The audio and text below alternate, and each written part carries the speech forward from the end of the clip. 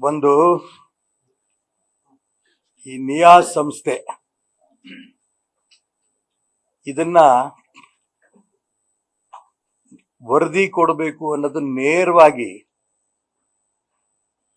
ಇಂಧನ ಸಚಿವರಾದ KJ George ಅವರು ಮಾಡ್ತಾ ಇರಂತ ಕುತಂತ್ರ, ಜಾರ್ಜೆ ಕುತಂತ್ರ. KPCನ ದುರ್ಬಳಕೆ ಮಾಡ್ಕೊಂಡಿದ್ದಾರೆ.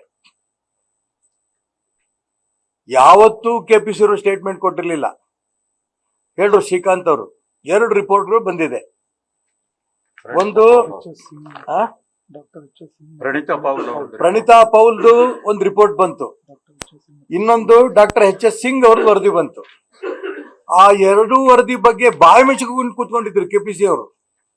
ಯಾಕಂದ್ರೆ 2 ರಿಪೋರ್ಟ್ ಕೂಡ ಇದು ಯಾವುದೇ ಕಾರಣಕ್ಕೂ ಕೂಡ ಶರಾವತಿ ಪಂಪ್ ಪ್ರಾಜೆಕ್ಟಿಗೆ ಅವಕಾಶ ಆಗಕೂಡುದು ಅಂತ ಅವ್ರು ಬರೆದಿದ್ದಕ್ಕೋಸ್ಕರ ಆ ರಿಪೋರ್ಟನ್ನೇ ಮೆನ್ಷನ್ ಮಾಡಲಿಲ್ಲ KPCನವರು.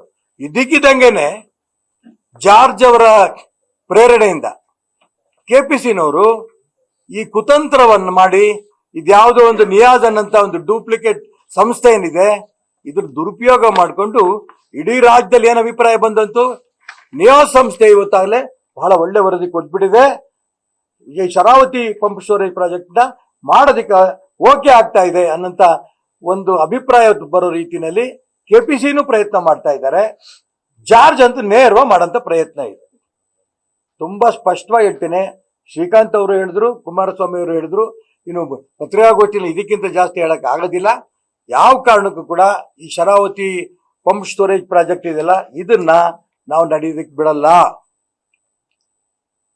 ಎಲ್ಲಾ ಸಾಧು ಸಂತರಿಗಾಗಲೇ ಸ್ಪಷ್ಟ ಮಾಡಿದ್ದಾರೆ, ಎಲ್ಲಾ ಪರಿಸರವಾದಿಗಳು ಸ್ಪಷ್ಟ ಮಾಡಿದ್ದಾರೆ.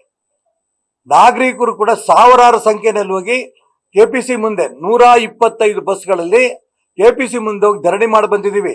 6,500 ಜನದ ಲೆಕ್ಕಕ್ಕಿಲ್ಲ. ಜೊತೆಗೆ ಈ ನಿಯಾಜ್ ಸಂಸ್ಥೆಗೆ ಯಾರನ್ನ ಬಂದು ಭೇಟಿ ಮಾಡಿದ್ದಾರೆ ಕೇಳಿ ಅವರು, ಎಲ್ಲಿ ಬಂದು ಸ್ಪಾಟ್ ಇನ್ಸ್ಪೆಕ್ಷನ್ ಮಾಡಿದಾರೆ ಕೇಳಿ ಅವರು. ಹಿಂದೆ 76,000 ಜನ ಇದಕ್ಕೆ ಪ್ರಾಜೆಕ್ಟ್ ಬೇಡ ಅನ್ನೋದನ್ನ ನೇರವಾಗಿ ಸಂಸ್ಥೆಗಳು ಕೊಟ್ಟಿದ್ದಾರೆ. ಅಧಿಕೃತವಾಗಿ ಪತ್ರ ಬರೆದು ಕೊಟ್ಟಿದ್ದಾರೆ ಜಿಲ್ಲಾಧಿಕಾರಿಗಳಿಗೆ. 76,000 ಜನ. ಈಗಾದ್ರೆ ನಿಯಾಜ್ ಸಂಸ್ಥೆ ಯಾರನ್ನೋ ಭೇಟಿ ಮಾಡಿದೆ, ಯಾರಿದನ್ನ ಮಾಡಬೇಕು ಅಂತ ನಿಮ್ಗೆ ಹೇಳಿದ್ದಾರೆ? ಜಾರ್ಜ್ ಅವರು ನಿಯಾಜ್ ಅಂತ ಒಂದು ಸಂಸ್ಥೆನ ಬಳಸ್ಕೊಂಡು KPC ಅಧಿಕಾರಿಗಳು ಬಳಸ್ಕೊಂಡು ಇದನ್ನ ಲೂಟಿ ಮಾಡಕ್ ಹೊರಟಂತ ಒಂದು ಪ್ರಾಜೆಕ್ಟ್ ಇದು. ಯಾವ ಕಾರಣಕ್ಕೂ ಈ ಪ್ರಾಜೆಕ್ಟ್ ಆಗೋದಕ್ಕೆ ಬಿಡೋದಿಲ್ಲ.